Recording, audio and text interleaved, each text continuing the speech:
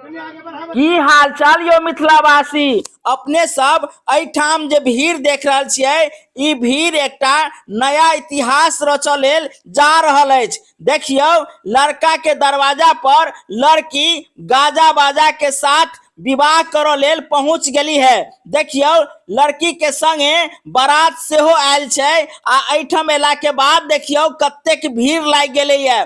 पहिल बेर मिथिलांचल में एहन घटना घट रहल छै जतऽ पहिने जे छै से लड़का लड़की के दरवाजा पर पहुंचे छलैया, मुदा पहिल बेर देखबा में मिल रहल है जे लड़की जे छै से बारात साज के लड़का के दरवाजा पर पहुंच गई है। जहने लड़की गाजा बाजा के साथ लड़का के दरवाजा पर पहुंचले तो देखियो कते भीड़ उमड़ पड़ले है।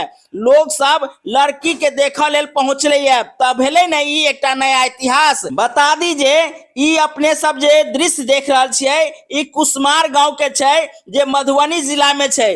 तो अपने सब ए दृश्य के देख कर आ खास कर जे दुल्हन दुल्हा के घर पर विवाह करे लेल पहुंचली है, ए के लक कमेंट जरूर करब।